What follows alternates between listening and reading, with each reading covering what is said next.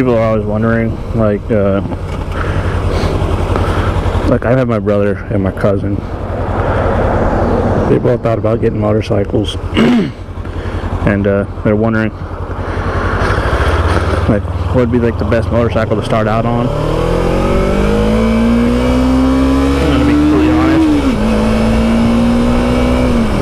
This right here, probably, in my opinion, was, for me anyway, was the best bike to start out on.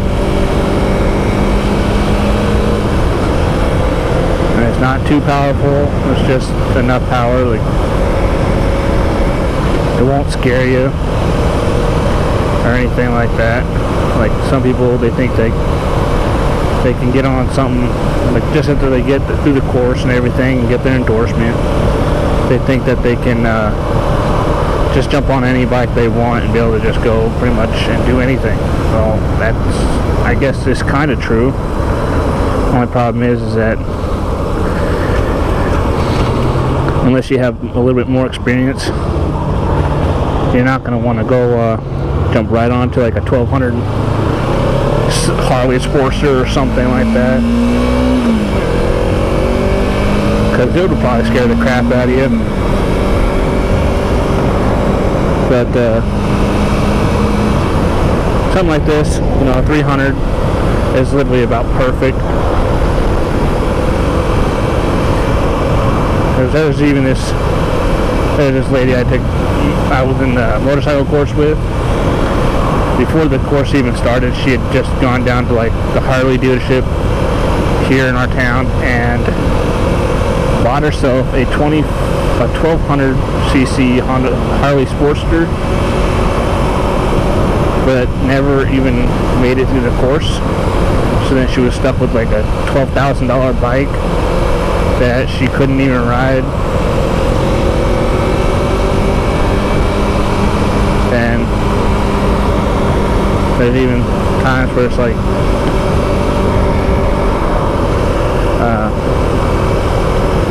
the other thing is that things like, ooh, Lambo, cool. But people ask me why I chose this one over any other, like as far as the 300s go. I chose this one mostly for the fact that I was looking at a Yamaha R3 at the same time as this one, but I read on the internet somewhere that when you're looking for a bike, you always want to check like the brakes and everything. And there was one day I was down at the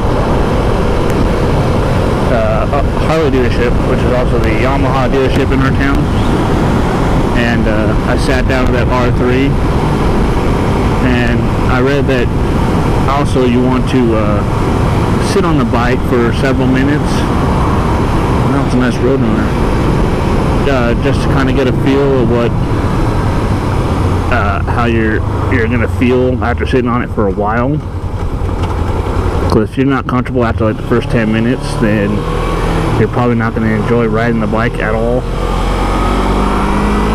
And so I did that, and I tested the brakes and everything, and looked it over and found things I did and didn't like about it.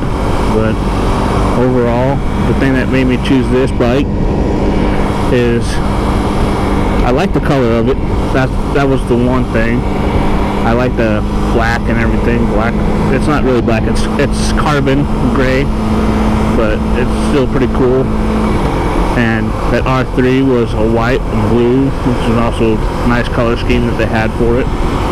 But when I applied the brakes, like the front brakes for instance, I guess the R3s, the Yamahas, have what's called a floating rotor, where it's basically just rivets that hold the rotor to the rest of the wheel. I'm not really sure how to explain it, but I thought it was like something that all of them did. I assumed that until I found out like several weeks ago it wasn't the truth. but I applied the front brake and the rotor twisted slightly on those rivets, a good 1/4 inch or so, and that had me worried that if you have to lock up your brakes for any reason, like driving down the road, like someone pulls out in front of you or whatever, and you have to lock up, that might cause that rotor to snap off those rivets. And then I later found out, like I said a few weeks ago, I was back down at that dealership and they had some new R3s down there, and my brother was thinking about maybe, he made a couple comments that he might be interested in getting my motorcycle, but I'm like, well, this would be a nice bike. And I got on that one, tested the brakes, and it turns out that actually happens over time with wear. It doesn't always happen. That as time goes on, it causes more movement in the rotor, but still a worrying factor for me. But I'm actually honestly very happy with my decision on this bike. It's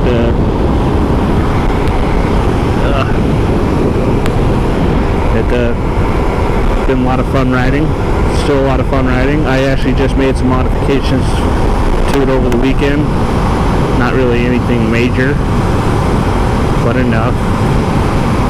And I'll show you guys that in a few minutes when I find a place to pull off here. And I can do a walk around on it. And please excuse how dirty it is. I mean, it's been kind of windy and rainy the last few days, and all I have to protect it is a fabric cover, so it is slightly dirty. I will have to clean it sometime this week while I'm on vacation. Well, we'll see how this goes.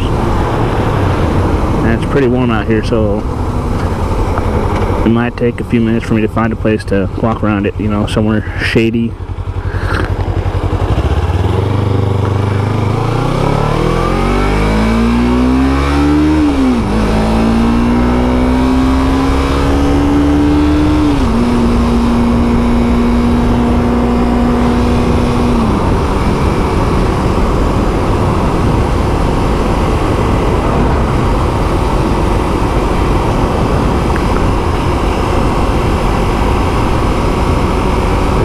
Actually, there's a park I know where there's plenty of shade, but I think we're going to go to that.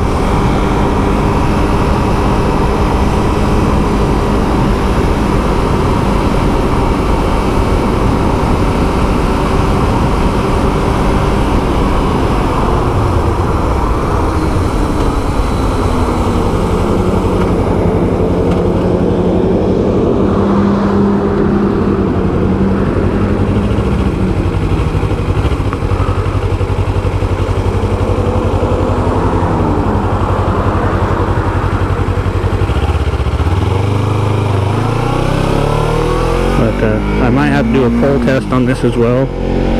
I kind of wish I would have done a pull test on it before I changed out the rear sprocket on it yesterday, so that I could get like a kind of a test of how fast it gets up to speed for the freeway. But I can definitely tell you, like, this from changing that sprocket, I'll even give you a closer look at the sprocket, and but I can definitely feel that it definitely feels not really supposed to make it much faster. It's just supposed to stretch out the gearing so that you get more power out of it before you have to shift. But I can definitely feel that it definitely feels a lot, not a lot, but a little faster than it used to.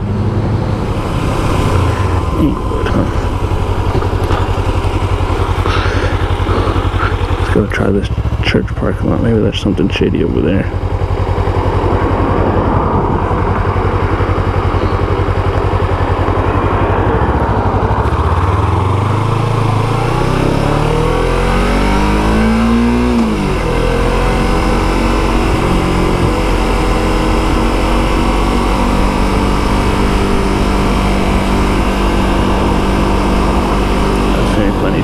there. Yep, right there.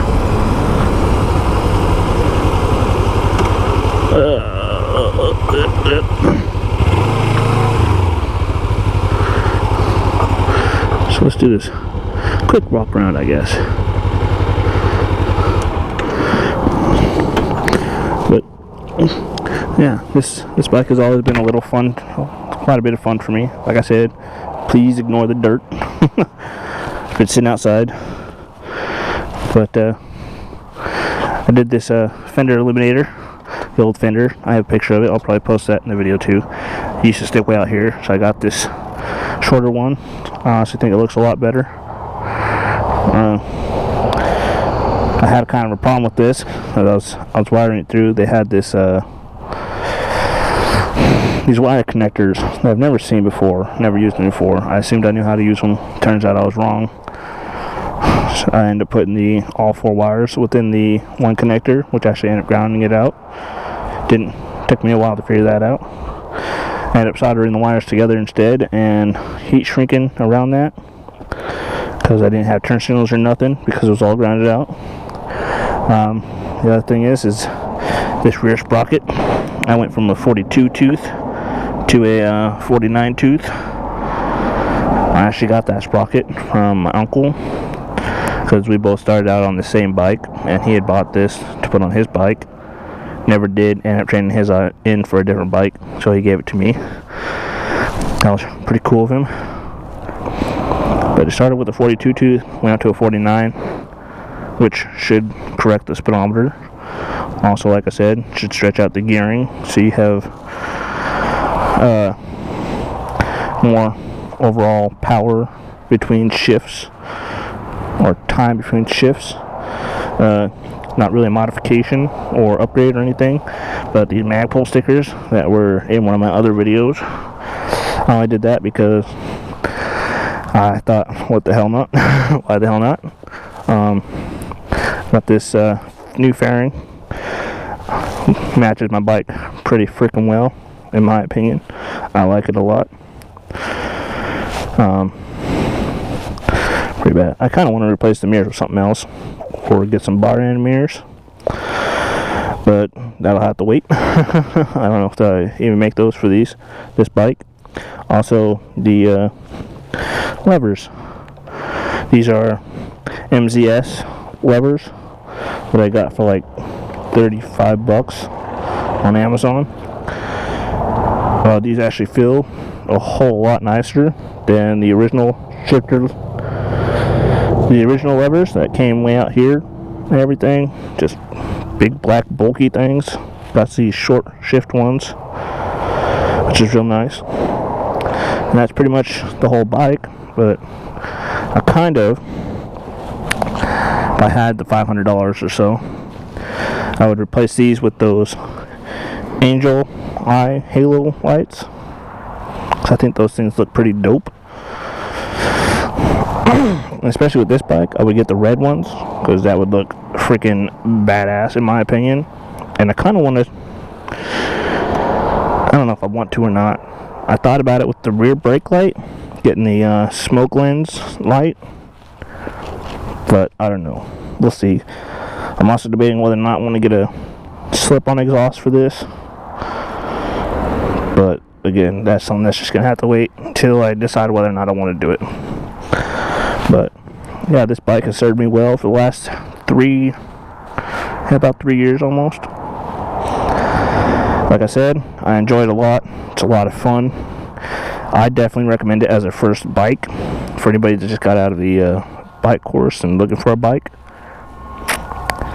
Definitely don't go thinking that you'll be perfectly fine on a like a 600 or 650 or something big and major, because you're gonna go from riding those bikes in the class, which are, I think the biggest one is probably a 300, and you'll be comfortable with that. But then after the course, there are some people that think, oh, I'm perfectly fine, and it'll scare the living crap out of them jumping on something like 4 times bigger.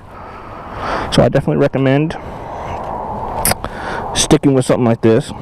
It's plenty big, it's plenty fun.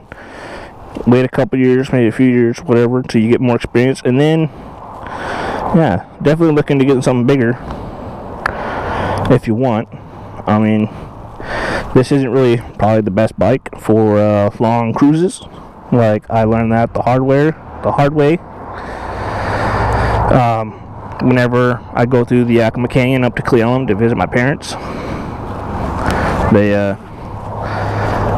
it takes about an hour and a half to get there, maybe, probably not that long, but halfway through that canyon with this seat, like, it's comfortable for just zipping around town for periods of time, but it's definitely not the best seat for going on long haul cruises like that. You can buy upgraded seats that have like a lot more cushioning. Like, I heard the best ones you can probably get are Corbin seats, but those are like $400 for a seat, or you can just put a foam pad on there if you wanted to. But if you're gonna go on a long haul cruise or whatever, definitely get like some kind of cruiser bike or something, not necessarily a sport bike, unless you get a really comfortable seat. Like I said, I learned that the hard way every time I go through the canyon.